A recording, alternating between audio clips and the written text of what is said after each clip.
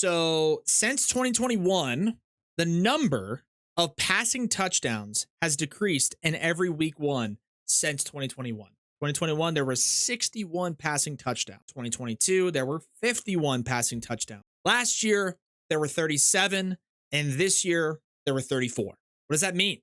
Twofold. Number one, nobody, I'll say that word one more time. Nobody plays in the preseason. Nobody plays in the preseason. Patrick Mahomes plays in the preseason, the best quarterback arguably of all time, but apparently the rest of the league, the rest of the coaches, the rest of the quarterbacks are too good to play in the preseason, want to stay healthy. And that's a situation where it's kind of like, do you want to pick your poison? Do you want your guy to be healthy for week one? I think no matter what, every quarterback should play in the preseason. I think there's nothing that you can do to simulate actual real game action. And because of that, these guys come out in week one and they looked terrible. The quarterback play in week one of the NFL in 2024 was brutal. Brutal. Absolutely no disrespect to Baker Mayfield, because I actually think Baker's pretty darn good and pretty darn comfortable in Tampa Bay. But when Baker Mayfield has the best statistical week in the NFL, there's an issue. I guess you could say maybe Josh Allen with the running stats, but in terms of strictly passing, strictly throwing the football, the quarterback play in week one in the NFL was brutal. Hard to watch. Tough to see.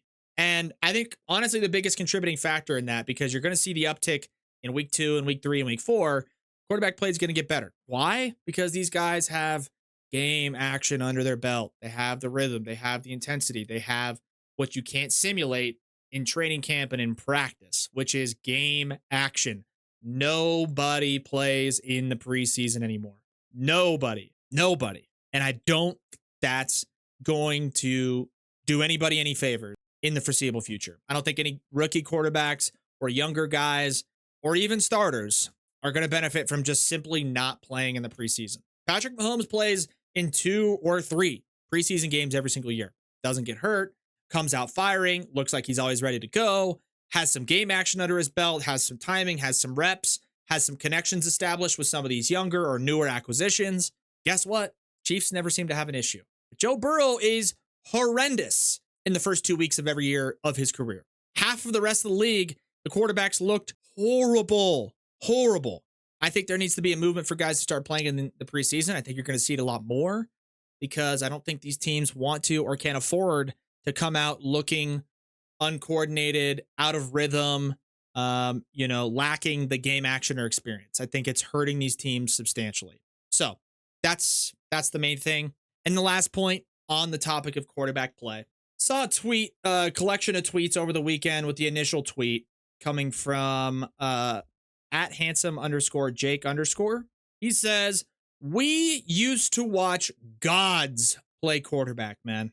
We used to watch gods play quarterback." Quote tweeted by quote tweeted by this guy, blurring out the word, replacing it with dudes. Let's say, "We used to clown dudes like Romo, but he'd be top 5 right now." The sentiment holds so true, and is something that I think a lot of younger kids and the younger generation, younger football fans, just simply will never understand and never know. And those of us that were old enough to watch, understand, process, and appreciate what he's referencing, see it as clear as day when it's pointed out to you. But we used to roll out on NFL Sundays and watch quarterback anywhere, either against each other or across the league. Eli Manning, Peyton Manning, Tom Brady, Ben Roethlisberger, Phillip Rivers, Drew Brees, Andrew Luck, Tony Romo, Matt Ryan. Like, that's 9 Hall of Fame caliber quarterbacks. Those first 5 or 6, no doubt first ballot Hall of Famers. The only maybe borderline or questionable, maybe guys like Matt Ryan and Romo, etc.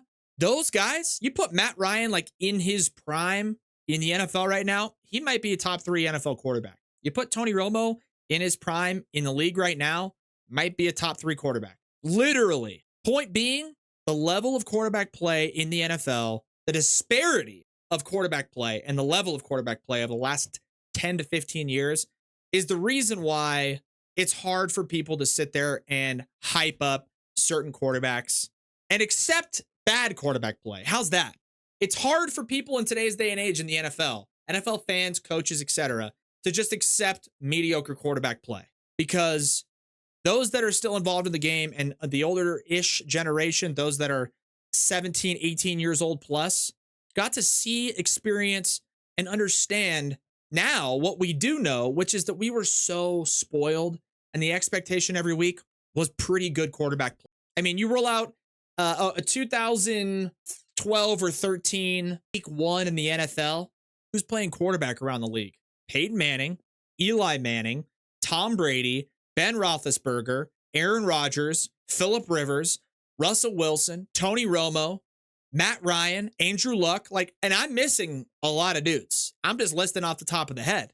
All those guys, any of those 10 guys, today's NFL right now, 2024, like those guys in their prime, they're top 3 in the NFL. And now we have like Mahomes, we have Lamar Jackson, we have Josh Allen to a degree, and then it's no disrespect, right? I mean, then you got tier 2, Brock Purdy, Jalen Hurts, maybe I guess Baker Mayfield. Who else? I mean, Herbert, I guess, is up there. Jordan Love starting to creep up there. Kyler Murray's tier 2. Joe Burrow, a lot would say is tier 1, but what's he done for us lately? CJ Stroud, potentially tier 1. Just a lot of these guys haven't done it. Just can't do it. And the quarterback play as a whole over the last 15 years has just gone from here to here. It's just not as good. And to the point of those tweets that we came across, we used to watch gods play quarterback. And now we go through NFL week 1, and it's the lowest number of passing touchdowns we've seen in the last 5 years. I'm hoping we start to see an emphasis in quarterback execution, quarterback primary offenses, offensive line protection, and just back to throwing the football. Like, seriously, throwing it accurately and effectively and giving these quarterbacks a little bit of just a chance. Just a chance. That's just me.